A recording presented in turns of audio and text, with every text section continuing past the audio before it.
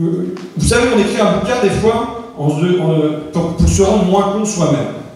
Ouais, parce qu'on est face à la feuille blanche et puis on réfléchit, et puis alors je dis pas que c'est abouti parce que c'est écrit super vite. C'est été écrit avec le sentiment d'urgence d'une gauche qui pourrait risquer de refaire sienne la stratégie Terra Nova, d'abandonner les classes populaires des campagnes notamment. Donc voilà, je l'ai écrit dans un sentiment d'urgence. Il n'empêche qu'il y a des moments où ça fait réfléchir quand même. Je veux dire par exemple l'expression vivre ensemble.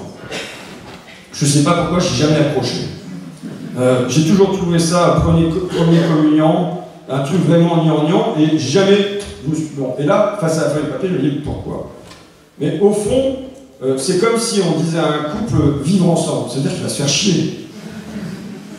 C'est-à-dire qu'il va se regarder en chien de faïence comme ça va mal tourner cette histoire. Je veux dire, un couple, il peut marcher s'il est porté par un projet d'avoir une maison, d'avoir un enfant, de partir en vacances, d'aller au cinéma, de mener une campagne, enfin, d'un voyage de petits et des grands projets. Mais il faut qu'ils soient entraînés ensemble, c'est la phrase de Saint-Exupéry sur s'aimer, c'est regarder ensemble dans la même direction.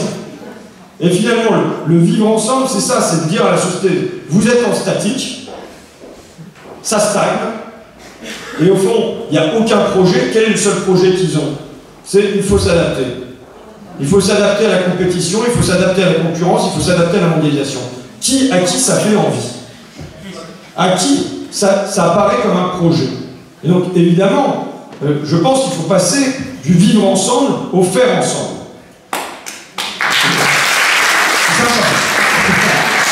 Voilà, je pense qu'il faut passer au faire ensemble. Et que faire ensemble permet d'abolir bien souvent un certain nombre de barrières qui ne sont qu'artificielles. Je veux dire que les migrations dans notre pays ont toujours été compliquées pour les Italiens, pour les Portugais, pour les Espagnols. Mais elles se sont passées aussi parce qu'on avait un marché du travail qui n'était pas crispé et qui permettait aux gens de faire ensemble. J'ai deux exemples. Patrick, enfin j'ai déjà été long, je vais juste en donner un en fait. Hein. La secrétaire d'État au handicap vient dans ma ville, Sophie Cluzel, à Amiens, et je suis prévenu par la préfète et je lui dis j'aimerais bien que la visite de la ministre se passe bien. Je voudrais qu'elle rencontre 4 accompagnantes d'enfants en situation de handicap. La préfète comprend très bien ce que ça veut dire, que je voudrais que ça se passe bien. Et donc, on a le droit à une petite heure d'échange à la préfecture entre Aline, Sandy, Ayat et Assia, toutes accompagnantes d'enfants en situation de handicap, dont vous percevez par les prénoms les origines différentes.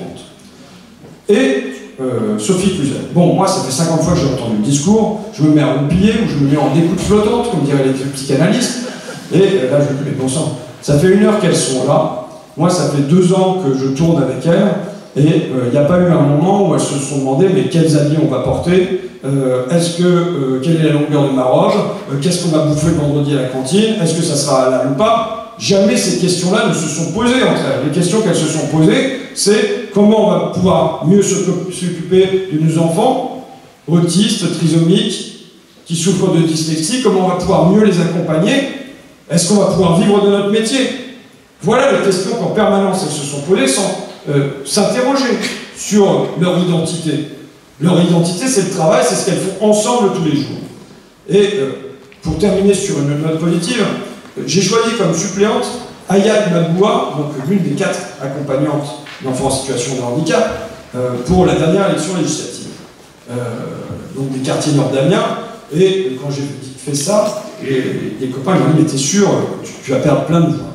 Je dis non, on va le faire. Ah, ouais. Ayat, elle m'a dit, mais t'es sûr François, parce que tu sais, je vais te faire perdre des voix. Je dis non, tant pis, on y va, c'est comme ça. On a collé des affiches avec Ayat et François, à Flic Secours, à Vignacourt, ainsi de suite. J'ai dit non, tu viens avec moi, on va débattre à Flic Secours, on va débattre à Vignacourt. Et elle est venue. Et à la fin, là où Marine Le Pen faisait 45% à Flic Secours au premier tour de la présidentielle, et Jean-Luc Mélenchon 15%, Ayat et François ont fait 55%.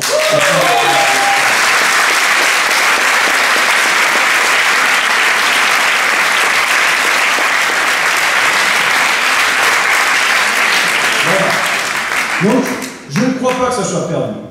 Je me refuse à mettre des gens des régions, des territoires, définitivement dans un camp. C'est à nous d'aller les chercher, c'est à nous au quotidien d'aller lutter contre ce ressentiment. Voilà, je vous remercie.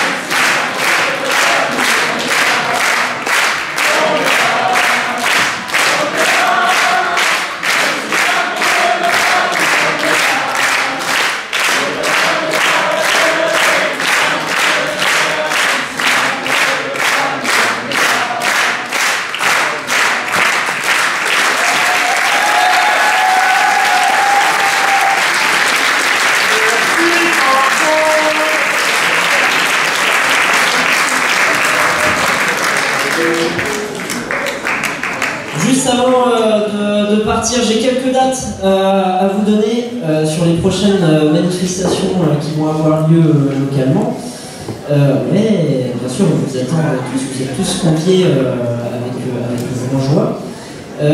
Tout d'abord, il y aura le 1er octobre à Langon, organisé par LGB Lila, une grande manifestation contre la LGB, donc vous êtes tous conviés.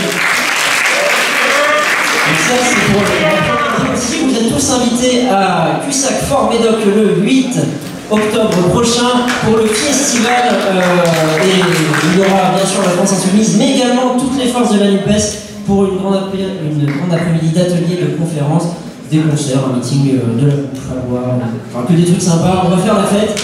Vous êtes tous conviés, merci encore d'être venus ce soir.